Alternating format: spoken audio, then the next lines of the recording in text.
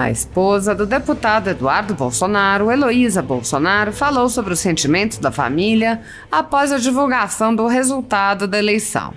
Ela comparou o momento com a época da reeleição de Dilma, que causou uma perplexidade em toda a população, e afirmou acreditar que muitas vezes é necessário passar por eventos traumáticos e aguardar, pois os eventos seguintes podem mostrar que o aprendizado foi necessário. Ela afirmou que, no caso da eleição de Dilma, foi fundamental termos Dilma eleita para que o povo se levantasse e não aceitasse mais calado tudo o que vinha acontecendo no nosso país. Heloísa afirmou que, no momento, as pessoas estão tristes e perplexas e disse: "Mas acreditamos que algo ainda vai acontecer, tem muito ainda a ser revelado. Lógico que faz parte a gente ficar triste, mas tenham fé. Às vezes é justamente tudo isso que a gente está passando que vai nos revelar muito mais coisas importantes pela frente, muito mais coisas importantes que vão surgir disso, porque o bem vence o mal. Tem muita gente ainda despertando, tem muita coisa já acontecendo."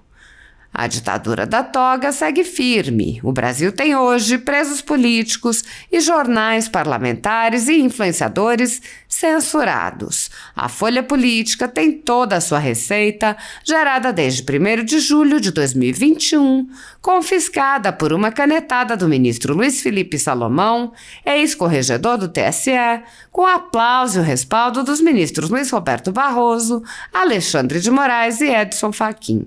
Além disso, todas as receitas futuras do jornal obtidas por meio do YouTube estão previamente bloqueadas. Há mais de 16 meses, todos os rendimentos do jornal estão sendo retidos sem justificativa jurídica. Anteriormente, a Folha Política teve sua sede invadida e todos os seus equipamentos apreendidos a mando do ministro Alexandre de Moraes. Mesmo assim, a equipe continuou trabalhando como sempre, de domingo a domingo, dia ou noite, para trazer informação sobre os 3 poderes e romper a espiral do silêncio imposta pela velha imprensa, levando informação de qualidade para todos os cidadãos e defendendo os valores, as pessoas e os fatos excluídos pelo mainstream, como o conservadorismo e as propostas de cidadãos e políticos de direita. Se você apoia o trabalho da Folha Política e pode ajudar a evitar que o jornal seja fechado, pela ausência de recursos para manter sua estrutura, cumprir seus compromissos financeiros e pagar seus colaboradores, doe por meio do Pix, cujo QR Code está visível na tela, ou por meio do código ajude@folhapolitica.org. Caso não utilize Pix, há a opção de transferência bancária para a conta da empresa Raposo Fernandes, disponível na descrição deste vídeo e no comentário fixado no topo. A Folha Política atua quebrando barreiras do monopólio da informação há 10 anos e, com sua ajuda, poderá se manter firme e continuar a exercer o seu trabalho. Pix ajude@folhapolitica.org. Assista. Oi, gente, sumida por aqui, mas tá tudo bem, né? Uma hora tá bem, uma hora não tá bem, mas faz parte, acho que tem muita gente assim também. E eu tô voltando aqui porque eu quero dividir com vocês um entendimento que a gente teve ontem também conversando, de que nem tudo está sob o nosso entendimento, né? Aliás, a maioria das coisas, eventos que acontecem na vida, muitas vezes a gente se questiona por que está acontecendo isso, qual é a explicação, e a gente não entende. Mas depois, lá na frente, faz sentido e a gente começa a entender que precisava ter passado por um momento assim para que as coisas lá na frente dessem certo, né? E aí eu vou falar uma coisa para vocês também.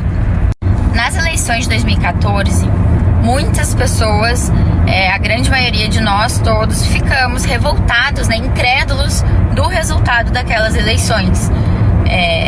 Era difícil acreditar que Dilma Rousseff teria vencido, na época, então, Aécio Neves. Mas vocês pensem que se, digamos, Aécio tivesse sido eleito, nós até hoje talvez estaríamos acreditando que Aécio Neves fosse uma oposição, PSDB. Muita coisa eu acredito que não teria acontecido. foi fundamental naquela época, sim, termos então Dilma eleita, para que em 2015 o povo se levantasse e não aceitasse mais calado tudo que via acontecendo com o nosso país. Então, se não fosse aquele evento que foi doído, que foi revoltante, né, dela ter sido vitoriosa nessas eleições, se não fosse aquilo, talvez nós não tivéssemos visto uma direita nascer, né, um movimento conservador muito forte, que hoje a gente é muito forte. Mas naquela época a gente não entendia o que estava acontecendo e a gente não sabia o que vinha pela frente também, mas foi extremamente necessário. Então é isso que eu queria te falar hoje, e é isso que nos traz de certa forma a paz, mesmo diante de tudo que a gente está vivendo, de que a gente não acha que as coisas estejam justas e nunca foram justas, né? Se você vê toda a história do Jair, isso que muita coisa me dói, vem disso, né? Toda essa injustiça. Mas acreditamos que algo ainda vai acontecer, tem muito ainda a ser revelado. Então, é lógico, faz parte a gente ficar triste, a gente ficar cabisbaixo. Eu mesma, né, me dei esse direito de desaparecer nos últimos dias, não queria ficar conversando, não queria ficar aparecendo aqui. Mas tenham fé, né? Às vezes a gente não entende, a gente acha esse mar revolto e acha que não vai conseguir sair disso, mas é justamente talvez tudo isso que a gente está passando que vai nos revelar muito mais coisas importantes pela frente, muito mais coisas importantes que vão surgir disso. E porque o bem vence o mal. Tem muita gente ainda despertando, tem muita coisa já acontecendo. Então essa é a minha mensagem para vocês, para voltar, para retornar aqui pro Instagram. Afinal, esse é o meu trabalho e eu preciso voltar também aqui. Olha, prezado senador Girão, senhores juristas, jornalistas, um ato como este agora precisa se multiplicar. Atos como cartas, como manifestações públicas, como manifestações parlamentares, para mostrarmos que nós estamos reagindo a esse verdadeiro estado de exceção que estamos vivendo no Brasil e, surpreendentemente, por parte de uma instituição que deveria zelar pelo cumprimento, pela observância da nossa Carta Magna. O Supremo Tribunal Federal e sua atual linha auxiliar, que é o Superior Tribunal Eleitoral. Nós estamos vendo já há bastante tempo uma precipitação de fatos de causar perplexidade pelo arbítrio, pela violação de inúmeros dispositivos constitucionais.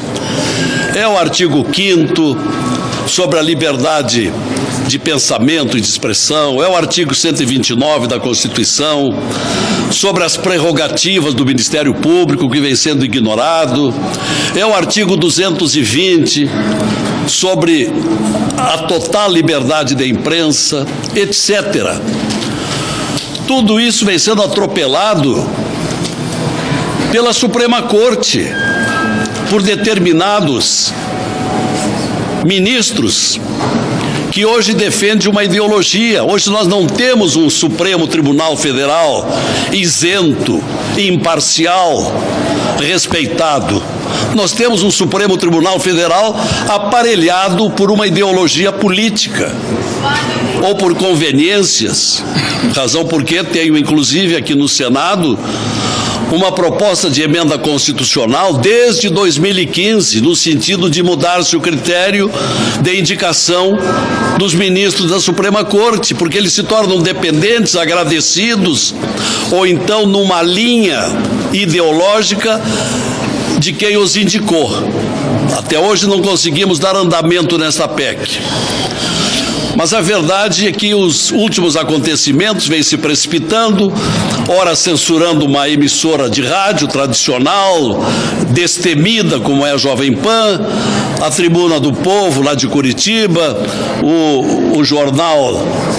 Gazeta do Povo? Não, esse outro. Revista Oeste? A Revista Oeste, enfim. E isto está avançando.